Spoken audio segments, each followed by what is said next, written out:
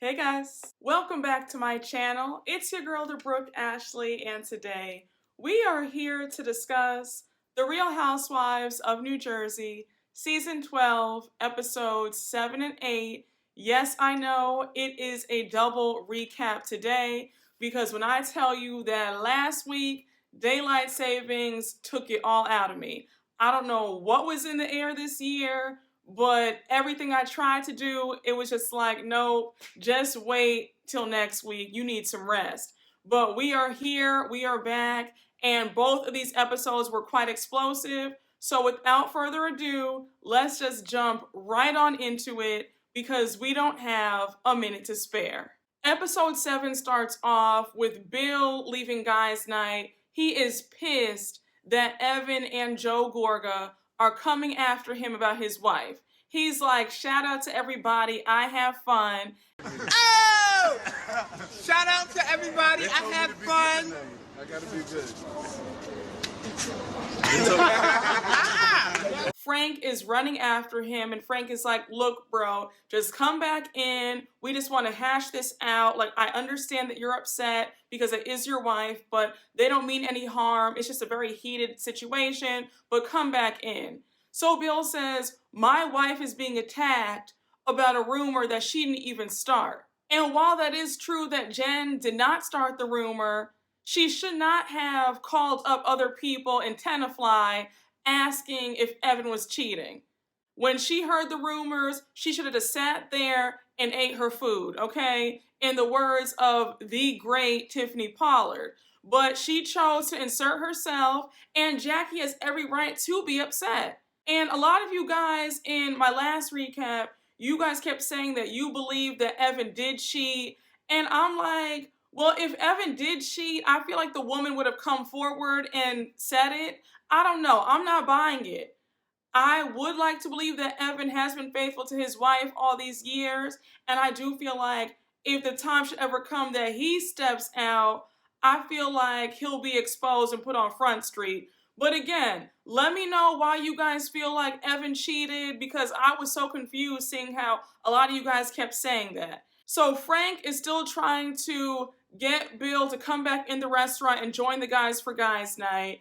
And Bill's like, no, I'm not going to stay where I'm not wanted. And he walks away, gets in his car, and drives home. And to be honest with you, a lot of Bill's anger really came off as guilt, in my opinion. I feel like Bill is just really upset that this information has come out, and he's embarrassed. And I can definitely understand Bill's embarrassment, because up until now, I had always looked at Bill like, oh, you know, he seems like a stand-up guy. He makes a lot of money. He works hard for his family. He seems like he treats Jen well. And now finding out that he was cheating, I'm like, oh, okay, Bill. And to think that I liked you, but now I just have a side eye for you. Bill is gone. Frank goes back inside the restaurant, and he informs everybody that Bill left and he's pissed. So they're like, okay, you know, whatever. I guess we'll see him at the next event. And then they get a round of tequila shots and give a toast to Bill. So as they're finishing up their toast, Louis finally arrives. Now, mind you, Louis was a good 45 minutes late. So now they're busting his chops. Of course, Teresa calls, and she's trying to check up on him and make sure that he's okay. I said, Teresa, Louis is a grown man. He can handle himself. He knew what he was getting into when he joined this circle. Okay? The minute that he started dating you, the minute that things got serious, the minute that he agreed to be on the show, he knew that people would be digging up things about his past, and he'd have to deal with that. I don't understand why you feel the need to check up on a grown man because he's at a guy's night. We learned that Louis was divorced at 36. He's had a string of some really crazy relationships. Joe Gorga brings up the latest allegations about him allegedly putting hands on his ex. He denies it and says that his ex is lying. And now Tiki Barber interjects and he asks once again, so there was no physical violence whatsoever. Louis says no physical violence at all. In my personal opinion, Louis has one too many allegations for me, And if I were Teresa, I would look into it. That's no shade. That's not trying to belittle Louis, but that's just the truth. I can understand people have thirsty exes, people trying to lie on them, but this has to be about the second or third allegation against Louis. Everybody can't be lying. I have to say, out of all the husbands across all the franchises, I feel like the Jersey husbands are the nosiest and the messiest. They definitely enjoy them a piece of gossip. Especially Frank and Joe Gorga. And the funniest part about it is Frank is not even a husband. But let me not get off topic because you know that I can go on and on about Frank being on this show in the first place. Now Louis drops some tea about his ex, and he goes on to say that she actually stabbed her husband back in the day with a knife. So all the guys are like, wait, what? She was crazy. Did you know that she was crazy? So he goes on to say, yeah, I did know that she was crazy, but I just ignored it. I'm like, what a way to deflect. Because what does your ex-girlfriend allegedly stabbing her husband have to do with the rumors about you allegedly putting hands on her? Again, I just have my good eye on Louis because he has a bit too many stories for me, and it seems like he's always caught up in some mess. The ex-girlfriends that he deals with are caught up in mess. It's like a whole bunch of mess just seems to follow him. And all these crazy stories, I would be hiring a private investigator or somebody because something ain't adding up. And I feel like Teresa knows this deep down inside, but because she wants a man so badly, she's willing to overlook it, and she doesn't want anybody else to question or say anything about it. Now we jump to the next scene, and all the guys are super hungover because at guys' night they had about 18 to 19 tequila shots. And you already know that tequila will always do you in. So to have 18 tequila shots too, like what? I know everybody was messed up. So anyhow, all the husbands are telling their wives what went down. And you already know that we see Louis and Teresa discussing guys' night. Teresa wants all the details because God forbid anybody ask Louis anything while she's not there. So Louis brings up how Tiki was asking him about the abuse allegations, and she's like, wait, what? He was asking that? Like, are you serious? Then she says that his wife Traci probably put him up to it, and now she's getting even more angry. She says that she's going to defend him and protect their love bubble. I said once again, Teresa, Louis is a grown-ass man. He does not need you to protect him like you're his mother. And this is why I will always have a love-hate relationship with Teresa. I cannot stand how she acts like she's exempt from anybody questioning her and her lifestyle.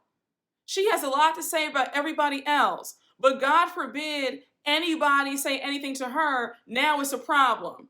And that's not how it works. Just because you're the OG or the star of the show doesn't mean that you're exempt from answering questions. If this were anybody else's husband or boyfriend, she would have a lot to say. Now we flip over to a short scene with Dolores and her kids. She's at home and they're discussing the surgery that her mom is going to be undergoing, because remember that Dolores' mom has been having some health issues. So Dolores is on pins and needles. Her kids are trying to calm her down, and then they bring up David. So Dolores' kids say that David has been a big help and how they talk to him every day. So now her daughter wants to know if Dolores has talked to David, and Dolores says no. Like I had said in that last recap, I wish David would try me like that. There is no way that David would be talking to the rest of my family and not me. I think it is pathetic that at David's big age, he's so petty and immature and in his feelings that he can't even speak to the woman that he was in a relationship with for 5 years. That is ridiculous. This woman's mom is going through a major health crisis. She's panicking. You're there for her kids, her ex-husband, her siblings, but you don't have the decency to pick up the phone and call Dolores and tell her what's going on? That's insanity.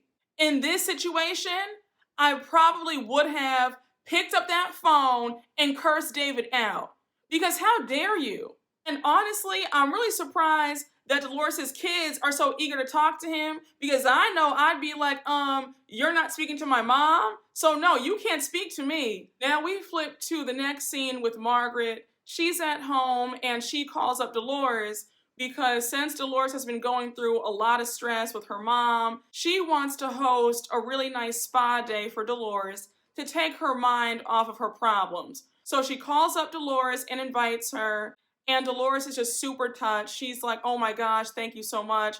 I've never had a friend do this for me. So Margaret says, and by the way, everybody is invited except for Jen because I don't want any drama. Like, this is not even being shady, but I just don't have the emotional or mental capacity to deal with any BS tonight. It is all about you. I saw people on Twitter saying that they thought that was really shady of Margaret, and I don't. I think that Margaret did the right thing, because when you are trying to have a relaxing or nice, uplifting get-together for somebody who's going through some stuff, you don't need any drama. And I am all for, don't invite somebody if they're going to bring mess and drama and just tension. Nobody needs that.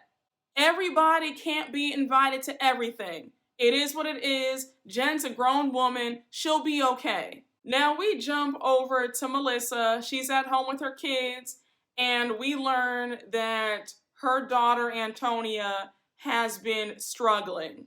She tore her ACL. She's no longer doing cheer. She now has to make new friends because they moved in the middle of a school year. So now she's just adjusting, leaving her old friends behind. That sucks. And honestly, I feel like that's very selfish of Melissa and Joe Gorga to do that, because why did y'all have to move in the first place? And I feel like they only moved to have a storyline, because it's just not adding up.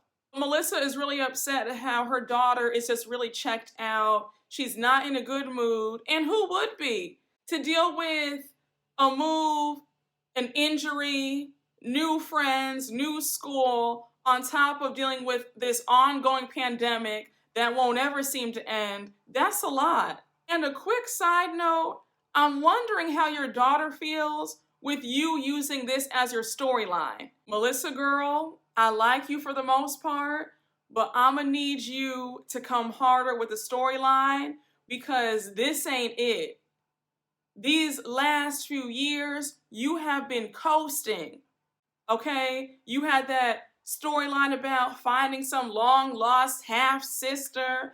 Then it was about you wanted to have another baby. Then it was these marital issues with Joe. I said, girl, you are really trying to pull a rabbit out of a hat, and it's just not cutting it. Now we get to the final scene of this episode with all the ladies arriving for Margaret's fabulous spa day in honor of Dolores and trying to give her a nice day out.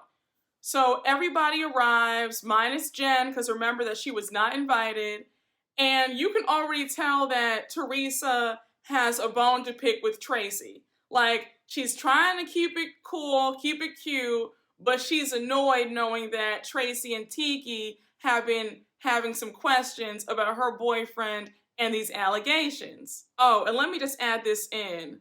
Margaret did a good job with that spread for that spa day. I mean, she had the charcuterie, the champagne was flowing. Very nice job. I love it. I love it. I'm gonna need for certain franchises to take notes, because I recall that spa day that the Potomac ladies had this past season, and I didn't see a drop of food, just a bottle of champagne. And you guys know how I feel when it comes to the food. I'm gonna need you guys to have the proper spread at these events. But I digress. So anyhow, Teresa, Dolores, and Jackie get their spa treatments first, and we see Melissa, Margaret, and Traci talking by the pool. So of course, they're gossiping, and Melissa brings up how David still has not spoken to Dolores, even with everything going on. So Melissa goes on to say that even though Dolores is tough as nails on the outside, deep down inside, she's very hurt that he's not speaking to her. And I feel like that would be anybody, okay? Even the toughest person would be upset because here you are, a doctor who's taking care of my mom. We used to be in a relationship for 5 years that just ended, and you don't even have the courtesy or the decency to reach out to me and see how I'm doing. Like, who does that? Now, Teresa, Dolores, and Jackie are finished with their spa treatments. And by the way, that scrub massage that Dolores got looked like everything and more. I love a massage. Like, I am a sucker for a spa day. There is nothing like a good facial and a hot stone massage. And have them add some CBD oil in the mix too. Heaven. So anyways, they come out. Margaret, Melissa, and Traci go in to get their treatments. And now Teresa starts off the conversation saying how she doesn't really care too much for Miss Traci because Miss Traci oversteps and asks way too many questions. Now, we all know where this is coming from. Teresa is angry that Traci and Tiki dared to ask some questions. And Teresa is also still holding that grudge for when Traci questioned her about sticking up for Joe and Melissa at the pink party at the Jersey Shore. Okay? So I'm like, Teresa, you're not gonna die just because somebody asked you a few questions. Like, you'll live. It's gonna be okay. I understand that you're annoyed, but you are on a reality TV show where the premise is to expose each other's secrets and throw some shade. You signed up for this. Louis signed up for this. If he didn't want to be a part of the circus, then he would not have agreed to be filmed. And you know it. So enough with all this. So we close out episode 7 with Jen meeting up with her brother since she wasn't invited to the spa day. Ciao. We learn that she just told her brother about the affair a few weeks ago, and he's still in shock. They're sitting down talking. He's asking Jen if she's okay, how her and Bill are doing. She says that she doesn't know because Bill pretty much doesn't want to talk about it. Then her brother wants to know if Jen has told their mom. She says that she did call their mom up. She told her about what happened. And we learn that Jen's mom is not mad at Bill. She's mad at Margaret for Margaret mentioning this in the first place. I'm like, the twisted logic, because that makes no sense. I understand that you might feel a way that this has been brought out to light and that Margaret opened her mouth, but the blame should not be placed on Margaret. The blame needs to be placed on Bill. He is the one who broke his vows and stepped out on his wife. And had he not cheated, there would be no affair to speak of. And if Margaret didn't reveal this information, I can assure you that somebody else would have broke this news. And it would have gotten out eventually. So I'm not understanding this anger towards Margaret. So that's where episode 7 ends, and now we jump right on into the drama in episode 8. And when I tell you, there was drama on every single side, in every direction. I mean, everybody was getting it. But more on that later. So the episode starts off with Jen and Margaret having a much-needed sit-down coffee date. Jen says that she does not want to fight with Margaret anymore, but she needs Margaret to take accountability for the part that she played in this madness. And already I was annoyed, like, you do know you should be mad at Bill, right? Like, the part that Bill played in all this. Because, again, had he not cheated, there would be no affair to keep a secret in the first place. But, again, that just sounds too much like right. So Jen starts it off. She's super dramatic. She says, Margaret, I just want to let you know that I feel like you exposed a secret that I was trying to hide for a long time. And honestly, all me and Bill ever wanted to do was to protect our children from all this. And once more, for the people in the back, Bill could have protected his children by not cheating on their mom in the first place. But again, I digress. Jen starts sobbing. Now Margaret speaks and she says, look, I never meant to hurt you and I feel really awful. And if I had known that this was going to hurt you to your core, I would have never opened my mouth about any of this. Then she adds on that she had no idea that Jen would be so emotional, and she also had no idea that Jen hadn't told her siblings or her parents about Bill's affair in the past in the first place. Can we quickly talk about that for a few seconds? I don't know how she did it. He cheats on you. You find this out 10 days before you give birth to your fourth child. And you just bury this deep down inside and you don't tell a soul about this. Like, I don't even know how you're able to function. So now Jen interjects and she says that she wants to go to therapy, but Bill doesn't want to go to therapy. And she's worried that if they were to go to therapy, that they would both come to the realization that they shouldn't be together anymore. Then Jen continues on by saying that their first year of marriage is really tough because it was an arranged marriage, they're getting to know each other, and she wants to be this perfect wife, and Bill's sitting there criticizing her. And she's like, you know, I'm doing all this stuff for him, and he's not doing the same for me. Then she brings up how things went left when they were at the Jersey Shore a few weeks ago, and how Bill did not stick up for her, and she just wants him to defend her. So Margaret's giving her best marriage advice, and she's encouraging Jen to stick by her man's side, letting her know that Bill's human and he effed up. Then she says, Jen, I was your age when I cheated on my first husband, Jan. She goes on to add that an infidelity is not what kills a marriage. It's other things on top of that. Now, to all my Jen fans, I want you to show me some love down in the comments because you're going to like what I have to say next. So now Margaret is apologizing profusely, and now Jen finally steps up to the plate and she apologizes for all the nasty things that she has said and done to Margaret. I said, won't he do it?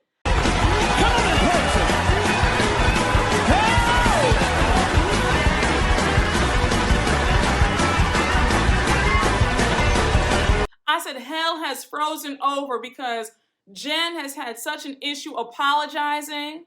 And then the extra bonus was when Jen said, and I know that at the end of the day, this is Bill's fault. And I need to be mad at him because he's the one who stepped out on this marriage. And I said, Jen, that's what I'm talking about. That's how you redeem yourself. Then Jen adds that she wants to make things right with Melissa because she's upset with how things ended at the Shore House. Then she adds that she wants to make things right with her and Jackie too because Jackie is still pissed off at her about a rumor that she didn't even start. So Margaret's confused as to why Jen would say that about Teresa, and so she says, well, no, because you were calling around town about Evan, not Teresa. So now Jen drops a bombshell and she says, well, how do you know that Teresa wasn't calling? So Margaret's like, wait a second, come again? Like, do you know something that I don't know? Jen says, you know what? I've said too much. Let me just keep it quiet. So Margaret's like, oh, I see what's going on. Teresa put you up to all this. So now Margaret starts fishing around for some more information, and she's like, has she ever spoke to you about these Louis allegations? Jen says, no, we don't talk about that at all. She just says that the reason why these things are happening is because of who she is. Now, say what you want about Margaret. Yes, she is messy at times. She's definitely an instigator. She gossips a lot, and she has a weak storyline. But I will never deny the fact that at her core, I do believe that she has a good heart. She does seem like she cares about people, and she really only gets nasty if you get nasty with her. So Margaret and Jen leave the cafe, and they share a big hug. And I'm very happy that they seem to be on the same page. I don't know if it's going to last, but it was nice to see them finally be on one accord. Like, thank God. Now we jump to the next scene with Dolores and Frank, They're out doing some shopping, and Frank is asking Dolores about how her mom is doing. Dolores says that she's happy that her mom had a successful surgery, but now the challenging part is getting her mom to make some lifestyle changes. Then she adds that David has been staying with her mom every single day. So now Frank says that David's a great guy and how he came by his office the other day. So I'm like, again, this is really crazy that Dolores' family is even in communication with this man when he's being really nasty to Dolores. Like, she's the one who introduced you to this man in the first place. So how are y'all still in contact with him and he doesn't even speak to her? How does that work? You can see that Dolores is in pain every time his name is mentioned. So she goes on to ask Frank if David ever talks about her. So Frank's like, yeah, he talks about you all the time. He talks about how beautiful you are, how funny you are, how great you are. And the reason why he doesn't want to reach out to you is because he's still hurt. But I'm like, David, Dolores is also hurt about your relationship not working out. So y'all are both hurt together. But in this situation, it's not going to kill you to reach out to her and speak to her. It almost feels like David is punishing Dolores because she broke up with him because he wouldn't step up in the relationship. Like, this is his way to say, okay, if you're not going to be with me, I'm going to torture you by speaking to everybody else except you. Now we see that all the women in the group have received an invitation from Traci to do this team building treescape adventure course. None of the women are that excited. Everybody's like, really? Like, I don't want to do this. Now we move on to Jen and Bill. They're having yet another heated discussion. Bill is not pleased at the fact that Jen met up with Margaret and they called a truce. He's like, oh, so all is forgiven after what she did? I was thinking, Bill, you can be mad at Margaret all you want for spilling your tea, but the fact remains, you should have never stepped out on your wife in the first place, okay? Had you remained faithful and stayed at home, you wouldn't be dealing with this. So man up, look in the mirror, and take accountability for what you did. And I was also getting annoyed at how smug Bill looked when Jen was trying to express her feelings about the affair. And the fact that Bill won't just say, you know what, Jen, I effed up, I'm very sorry, and let's go to therapy, that's troubling. Bill seems to be angry at everybody else except himself. Now Jen brings up how Bill didn't come to her defense at the barbecue, and he says, oh, I didn't? Well, I made up for it at guys' night because they were talking about you, and I said, I will not sit here and have anybody talk about my wife, so I left. Then Bill makes it clear that he doesn't want to see or hang around the guys anymore. He's over them. He's still angry at them, and he does not forgive them. So since Jen is making peace with everybody, she's annoyed now at her husband feeling this way. She says that it's not fair that he can do what he wants to do, but he expects me to be on the same page as him. I know that Jen was raised in a community and a culture where women turn a blind eye to cheating and divorce is frowned upon and you stick it out no matter what. But with Jen being on this show, her having a voice now, a platform, and money of her own, I really wouldn't be surprised if she and Bill called it quits. Because this season, it seems like they can't get right. The affair being brought back up, Jen realizing that she never got over the affair, and her noticing that her husband doesn't even defend her, that could send anybody over the edge. And I also think that Jen is realizing that she's not as happy in this union as she was pretending to be. So now we pivot to the next scene with Margaret and Jackie. Jackie has invited Margaret over for some lunch and some gossip. Margaret says, I actually met up with her for coffee a few days ago, and we made up. She was very apologetic. I apologized to her. She explained to me how she never even dealt with this, so that's why it's just so hurtful now. So Jackie's surprised hearing all this, and she says that she does want to give Jen the benefit of the doubt, but it always seems to be something. So Margaret says, girl, that's not all of the tea.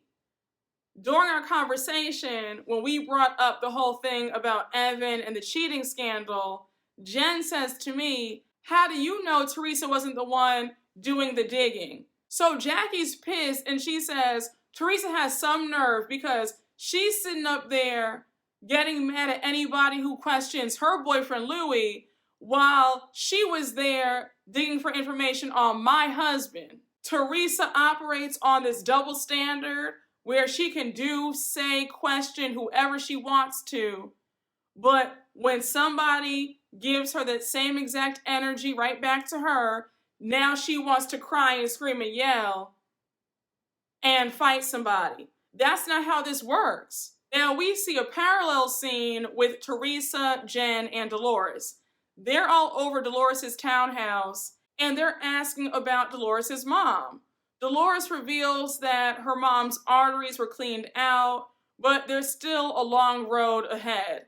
Then she adds that David wants her mom to stay with him, and Teresa says, now, I know that this might be a tough question, but I'm going to ask it anyway. Did you see him when you were in the hospital? Dolores says that she saw him at the hospital and it was painful. She says that this man looked at her in her eyes and then turned his back and walked over to talk to her family. I said I would have shown my entire ass in that hospital because the fact that you can't even speak to me says a lot. And I'm really surprised at Dolores' family members not checking David. There is no way that my siblings or any loved ones would allow that to happen. You're not going to disrespect me like that in front of my family.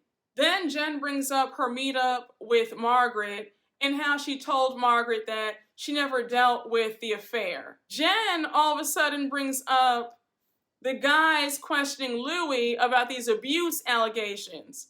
So Teresa is getting angrier by the second. She's like, yeah, I heard it was Tiki asking all these questions. I know his wife probably put him up to it. So then she adds, and it's really funny that he has questions when, all the mess with them, like, she was a live-in nanny from what I heard, and he was cheating on his wife who was pregnant. I said, see? I said, that's why some people need to keep their mouths shut, because that scandal is never going to leave Tiki or Traci. So Teresa continues with her tirade, and she's like, true friends don't ask each other questions. Like, I'm not asking about what happened with them, so why are they asking Louis anything? Now, Teresa, you have a warped definition of what a friend is. You want a friend to be a flunky and a yes man. You don't want anybody to tell you the truth about anything that you say or do, okay? So cut that out right now. And just because somebody has a few questions doesn't mean that they're being a bad friend, okay? Like, it's normal to be like, hey girl, I heard X, Y, and Z about the guy that you're dating. Have you checked him out? Are you sure that he's on the up and up? Is everything good? Like, that's normal. You should want your friends to care about your well-being and to make sure that you're not with a nut. So the scene ends with Teresa screaming about how Margaret better mind her business and stop asking questions before she really gets mad. Teresa is somebody who also suffers from arrested development. Like, she's a bit emotionally stunted.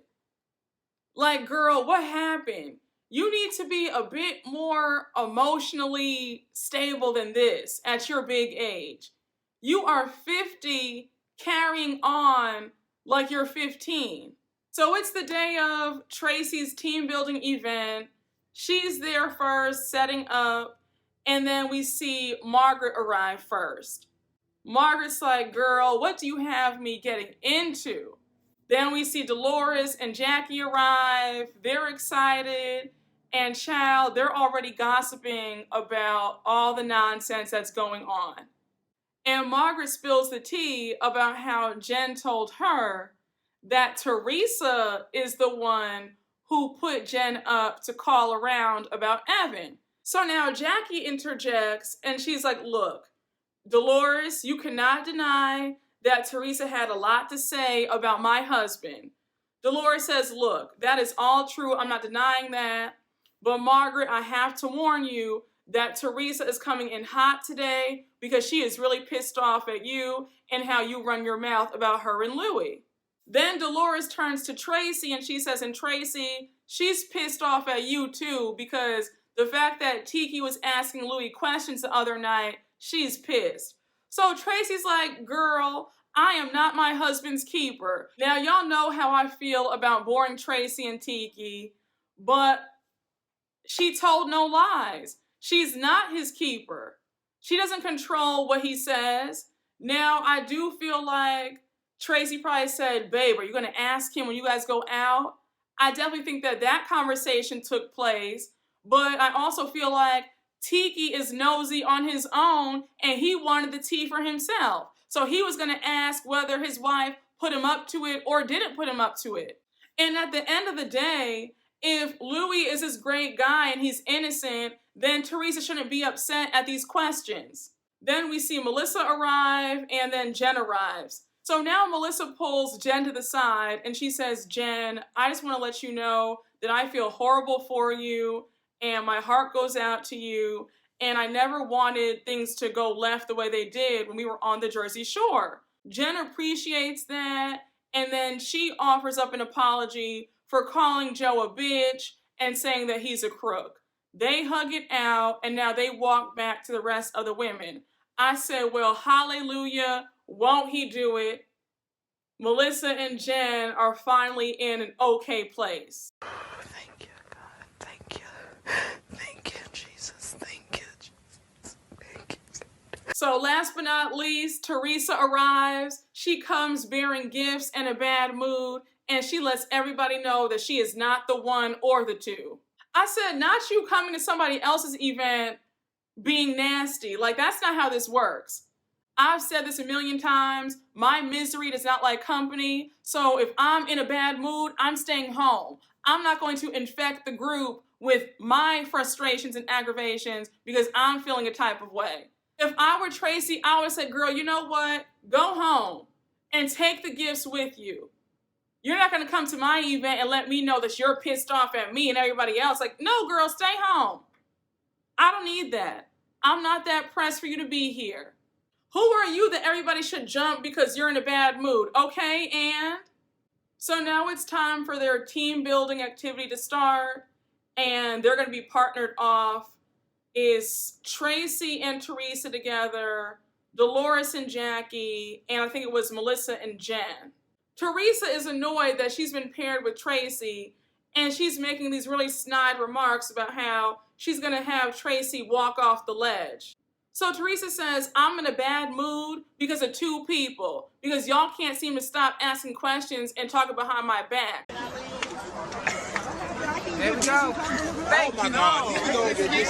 And you're going to always get it again and again and again. So Margaret says, well, girl, that's really funny because nobody talks about you behind your back. We all say it to your face, but you just get mad and don't want to hear it, and you storm off like a toddler. One thing about Margaret, she will go toe-to-toe with you. She is not afraid of Teresa. So because Margaret low-key got Teresa together, Teresa is livid. She's like, you know what? That's it. I'm done. I'm not participating in this stupid activity. Like, no, I'm out. I'm done. I'm over this. Like, no. So Melissa says, Teresa, why are you so mad? Is it because of what Tiki said? And she says, yeah, because he's asking questions on account of his wife. Now, mind you, while Teresa is having her tantrum, Margaret, Jen, Dolores, and Traci are up top with the instructors. So they can all hear Teresa going nuts. So now they're all whispering. Traci says, I just don't understand why Teresa has such an issue with anybody asking her questions. Like, it's not that big of a deal. Now Jen chimes in and she says, honestly, that's what it's like being friends with her. So Margaret says, that's not a friendship, that's a dictatorship. And Margaret's right, because if you have a friend and you can never voice your concerns or opinions, that's not a friendship. That's somebody who wants you to be a yes man to them and never say anything. You need to evaluate a friendship anytime you feel like you're walking on eggshells with that person, if you can't have open communication, that's a problem.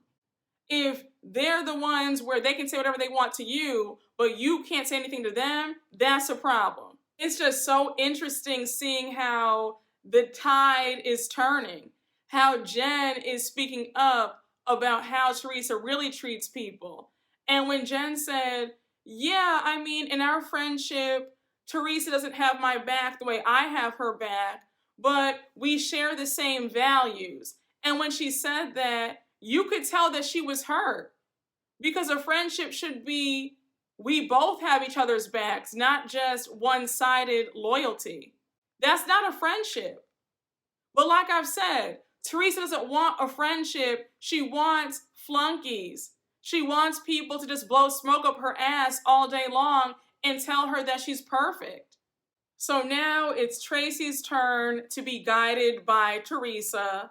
And Teresa says, nope, Melissa, you do it. I'm not guiding her. I don't want to talk to her. I'm done. And like I said, if I were Traci, I would have kicked Teresa out. Like, you know what? Go. This is my event. You're not going to sit up here and ruin it and be nasty to me. I'm the hostess of this event. Like, no, girl, go home. Teresa walks over to Jackie and Dolores, and she's venting about Margaret, how Margaret's the one who let this all out the bag. Jackie's really annoyed because she's like, Teresa has some nerve when she was doing the same exact thing to my husband last year. So Teresa is going on and on and on, and Margaret at this point is pissed. She turns around and says, you know what, Teresa, we can all hear you, so like, shut up. Then Margaret says, Teresa, you've been going on and on since you got here. Like, shut your damn mouth. Me and Jen owned our parts in this whole thing. We're good now. Like, leave it alone. So now Teresa says to Margaret, Margaret, be quiet. You look like shit. So now Margaret says, you look like shit.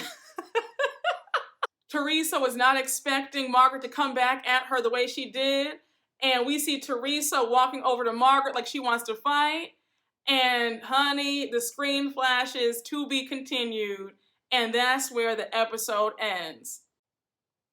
Let me just tell you, this reunion is about to be something else. It's about to be a lot of drama on every single side, because you have Jen talking about Teresa put her up to all this stuff, how this friendship's kind of one-sided. They're going to be fighting, I'm sure. Jackie's pissed at Teresa all over again. Margaret and Teresa. It's a lot going on. But again, thank you all for watching my recap. I hope you all enjoyed. And as always, please make sure to like, comment, and subscribe. And I will see you all later. Bye.